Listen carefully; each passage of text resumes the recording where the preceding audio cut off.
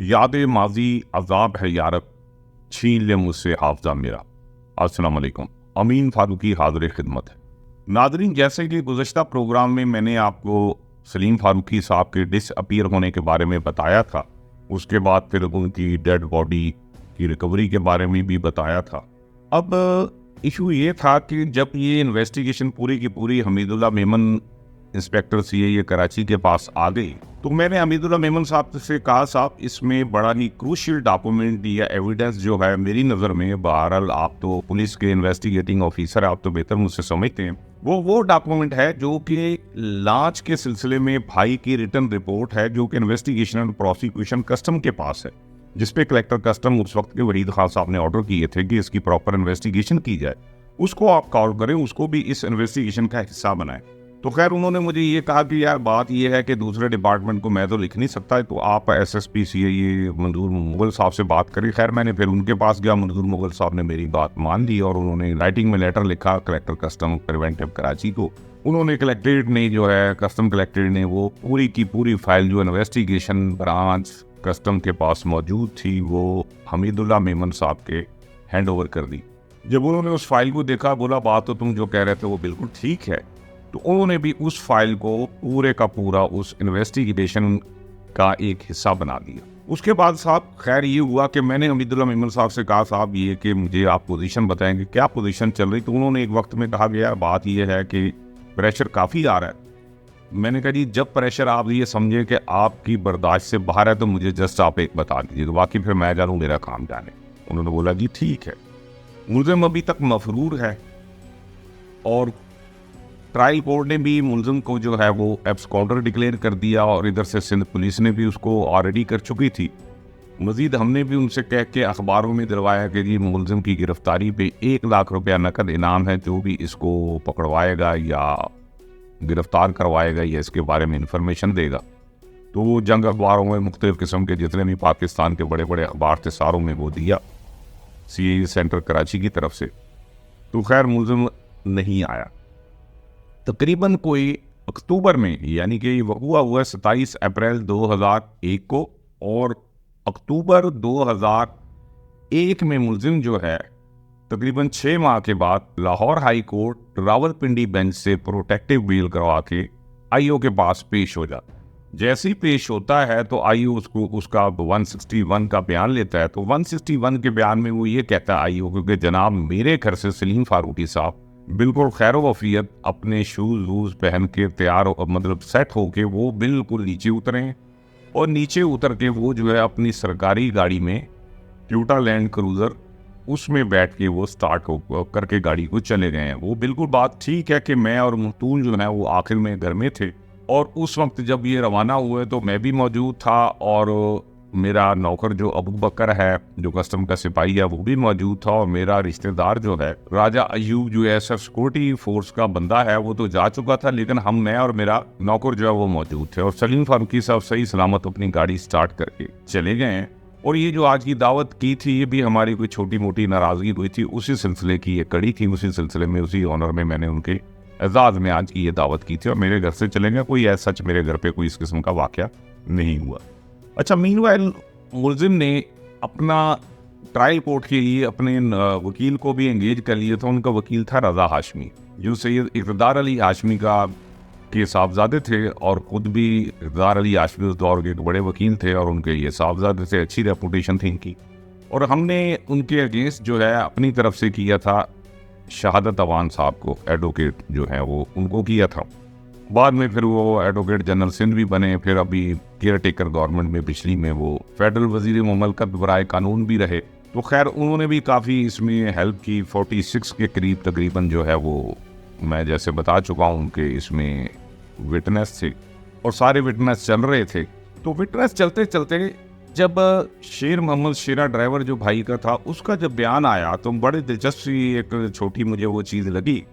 तो उनके वकील ने जब इसने पूरा अपना स्टेटमेंट रिकॉर्ड कर दी कि इतने इस डेट को इतने बजे यहाँ था मैं, इतने बजे यूं था, इतने बजे मैं छोड़ के सलीम फारूकी साहब हो गया हूँ और चाबी इतने बजे मैंने दी है।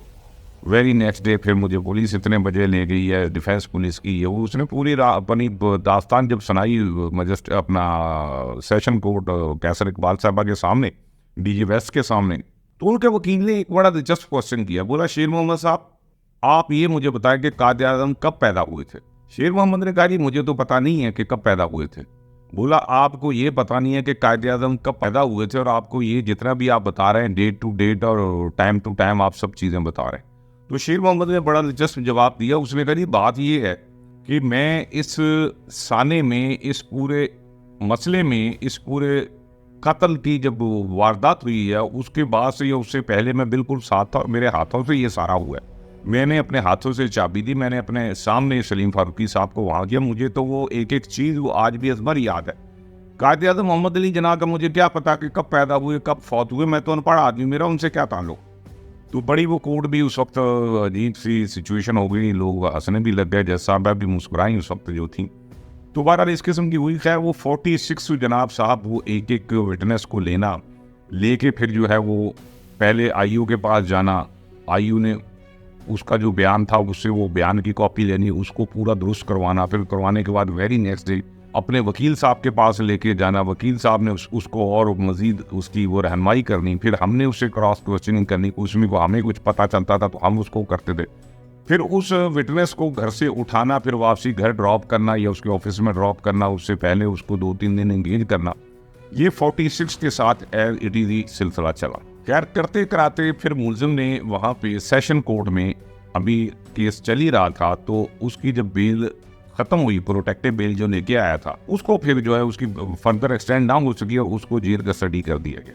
मुलजिम का जो वो नौकर है अबू बकर वो ऑलरेडी सेंट्रल जेल कराची में था, तो मीनवाइल मुलजिम भी जो है वो सेंट्रल जेल कराची में चला गया। अभी जब जाना था इसने, उससे पहले मुझे ये बताया गया कि जी प्रेशर काफ़ी आ रहा है। हमीदुल्लाह मेमन साहब ने कहा, मैंने कहा चलें ठीक है, लेकिन अभी काबिल बर्दाश्त है, जैसे आउट ऑफ बर्दाश्त होगा तो मैं बता दूंगा फिर करना। मैंने कहा ठीक है।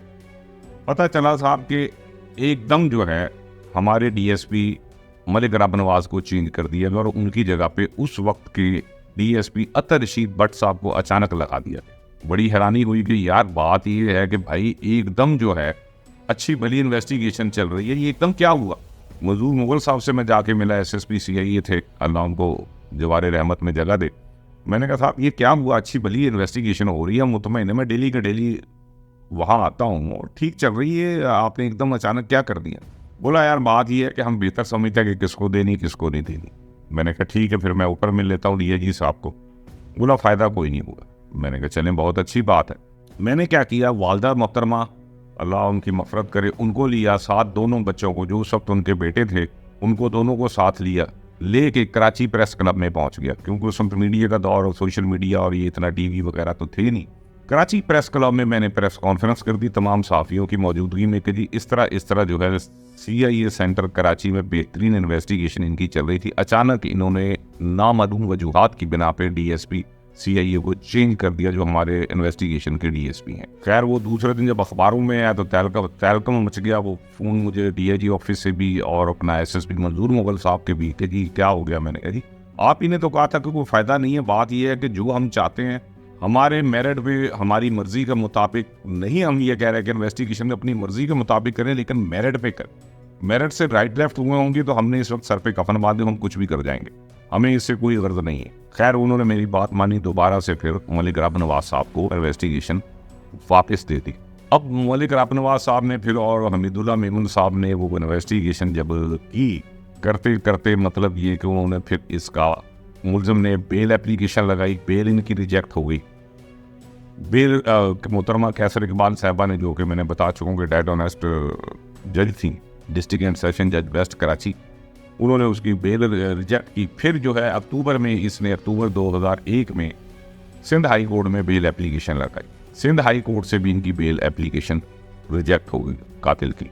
पोस्टमार्टम रिपोर्ट भी ज़ाहिर है अभी तक वो जना हॉस्पिटल कराची में मौजूद थी, वो भी अभी तक कलेक्ट नहीं हुई थी। खैर मैं उसके पीछे गया पोस्टमार्टम रिपोर्ट के लिए, तो डॉक्टर अयाज मेमन जो है वो मेडिकल ऑफिसर थे और उनके हेड जो थे वो एक बड़े ही बुजुर्ग किस्म के, कोई 55-56 ईयर्स उनकी एज होगी वो थे। उनसे भी मैं मिला तो बड़ी अच्छी उन्होंने बेचारों ने इज्जत दी, बिठाया मुझे, मुझसे पूरे केस के बारे में पूछा और पूछ के मैंने फिर जब उनसे बात की, उन्होंने पोस्टमार्टम रिपोर्ट दी। जब मैंने पोस्टमार्टम रिपोर्ट पढ़ी तो पोस्टमार्टम रिपोर्ट के ऊपर लिखा था duration between injury and death, वो थी 1 घंटा लिखी हुई, 1 घंटा 1 आवर। ठीक है। अब ये है कि रीजन उसकी क्या थी, ब्लीडिंग के, जी ज्यादा ब्लीडिंग की वजह से इनकी डेथ हुई है। तो जो हेड थे उनसे मेरी उस वक्त बात हुई, उन्होंने बोला यार बात ये है कि मैं जैसे डॉक्टर याद मेमन इस वक्त है डॉक्टर, तो मैं उस वक्त हेड ऑफ द डिपार्टमेंट तो अभी मैं बना हूँ एंड पे आके, तो मैं यहाँ पे 20 साल पहले मेडिकल ऑफिसर था यहीं पोस्टमार्टम डिपार्टमेंट में। तो आपके सुपरिटेंडेंट एंटी स्मगलिंग कराची थे कस्टम के उस वक्त के मिस्टर मुबीन खान, जो कि बड़े नामी ग्रामी थे, बड़े केसेस उन्होंने गोल्ड के ड्रग्स के किए थे। बोला जी सुबह के टाइम में मैं अपनी ड्यूटी पे था, तकरीबन कोई 7:30-8 बजे का वक्त था, तो पता चला कि जी आपके मुबीन खान जो है वो सरकारी जीप में अपने ड्राइवर के साथ क्लिफ्टन घर से अपने ऑफिस जा रहे थे 7:30-8 बजे के करीब सुबह के वक्त, और रास्ते में स्मगलर ने उनको रोकने की कोशिश की, उनका ड्राइवर नहीं रुका, उन्होंने पूरा कलाशनकोव का बस्ट मारा, जो कि पूरा उनके चेहरे पे वो बस्ट की गोलियां लगी, और लेकिन वो ड्राइवर को बच गया था, तो ड्राइवर उस गाड़ी को भगाता हुआ सीधा ले आया यहाँ मेरे पास जना हॉस्पिटल में। तो मैं इमरजेंसी सेंटर में था उस वक्त, तो इमरजेंसी सेंटर में हमने उनको लिया, लेके उनका पूरा ट्रीटमेंट वगैरह किया। काफ़ी गोलियां थी, 1 से ज़्यादा गोलियां थी, और अल्हम्दुलिल्लाह वो बच गए। और हकीकत है मैं भी इस चीज़ का विटनेस हूँ कि जब वो सानिया हुआ था मुबीन खान साहब वाला, और उसके बाद फिर वो काफ़ी अर्सा रिटायर भी हुए, वो काफ़ी अर्सा वो लंदन में रहे, अभी डेथ हुई उनकी, तो अपनी तबई मौत से वो हलाकत हुए। बोला यार भाई आपकी सिर्फ सलीम फारूकी साहब को 1 बुलेट लगी थी, जो यहाँ से लगी थी, ना उसने हार्ट को डैमेज किया था ना किसी और चीज़ को, जस्ट वो बाजू में जाके रुकी थी। इसको अगर वक्त पे वो हमारे पास ये पहुँच जाता जना हॉस्पिटल में डेड बॉडी की बजाय उसको ज़ख्मी हालत में लेके आ जाते तो कोई इशू नहीं था कि ये बच जाते। बड़ी उनसे डिटेल में खैर बात हुई, वो पोस्टमार्टम रिपोर्ट लेके मैंने उनको भी हमीदुल्लाह मेमन साहब को दे दिया, उन्होंने पूरा वो कर आके उसके बाद ही लीगल डिपार्टमेंट को भेजा, फिर लीगल डिपार्टमेंट ने इसको वेट किया, वेट करने के बाद सेशन कोर्ट में ये चलान, फाइनल चलान सबमिट हो। जैसे ही सेशन कोर्ट में फाइनल चलान सब हुआ, कैसर इकबाल साहब जज जो बड़े अच्छे अंदाज में चला रही थी, पता चला कि अचानक एकदम उनका ट्रांसफर हो गया। उनकी जगह पे जावेद इकबाल उस वक्त के जो भी थे वो डीजे वेस्ट मुकर्रर हो गए। ठीक है जनाब, अब उनके पास केस चलना शुरू हो गया, राइट लेफ्ट से रेपुटेशन भी हमने पूछी, तो कुछ मतलब अब मैं क्या बोलूं कि मतलब ये कि कोई मज़ेदार नहीं थी केस के बारे में। तो खैर वो चलते चलते चलते पता चला जी 46 के 46 विटनेसेस बड़े अच्छे अंदाज में उन्होंने अपने बयानात कलमबंद करवाए, सारे ऑन रिकॉर्ड वो थी। हमीदुल्लाह मेमन साहब जो है उन्होंने राजा फरत को इसमें डायरेक्ट 302 का मुल्ज़िम नॉमिनेट किया, सहूलतकारों में राजा यूसुफ हबीब को और उसको अबू बकर को नॉमिनेट किया। राजा यूसुफ हबीब ने तो खैर ऑलरेडी बेल करवाई हुई थी, और वो अबू बकर जो है वो जेल कस्टडी में था, उसकी भी बेल रिजेक्ट हो चुकी थी। राजा फरत ऑलरेडी जेल में था। अब साथ तकरीबन 3.5 साल ये केस चला, और 3.5 साल राजा फरत और अबू बकर जेल में रहे। जब डिसीजन का फैसला आया, पता चला जी कि अदालत ने बाइज्जत तरीके से डीजे डिस्ट्रिक्ट एंड सेशन जज वेस्ट कराची ने, जावेद इकबाल साहब ने, तीनों मुलज़िमों को इंक्लूडिंग राजा फरत बाइज्जत तरीके से बरी कर दिया।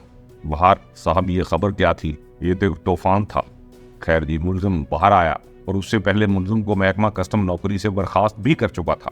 जब FIR लॉन्च हुई है और सारी चीज़ें ये थी, तो उसको नौकरी से बर्खास्त कर दिया था, डिसमिस कर दिया था। मुलज़िम बाहर आया जनाब, अब हम भी कस्टम डिपार्टमेंट में, उसने भी आके दोबारा से अपनी जब बाइज्जत बरी हो गया, तो महकमे ने भी उसको लामोहला वो कर दिया। मैंने आसमान की तरफ देखा, मैंने कहा या अल्लाह करीम, बहरहाल अब तेरे आगे ही वो है, तू ही है सबसे बड़ा, तू ही सब कुछ करने वाला, तू ही मदद कर, और तो कोई मुझे उम्मीद नज़र नहीं। राइट लेफ्ट से आ रही दुनिया को तो हाल आपके सामने है, कोर्टों का तो हाल आपके सामने, कबूलियत का वक्त था या जो भी था। फिर हम गए शहादत अवान साहब के पास, छोटा भाई भी और मैं भी, जाके उनसे बात की। उन्होंने बोला जी अमीन भाई बात असल में ये है कि हज़ारों में एक केस ऐसा होता है जो आप उसकी अपील करें तो वो एडमिट होता है, या उसकी कोई पॉजिटिव आपको रिजल्ट मिलते हैं, अदरवाइज ये नाकाम हो जाते हैं। पैसे ज़ाया करने आप कर ले, मेरी तो प्रपोजल और आपको ये है कि आप इसको आगे ना जाएं, बस छोड़ दें। छोटे भाई ने नीचे से पाँव मारा, बोला जी सर आप ये फाइल हमें दे दें, हम देखते हैं। बोला हाँ जी फाइल आपकी ये ले लें।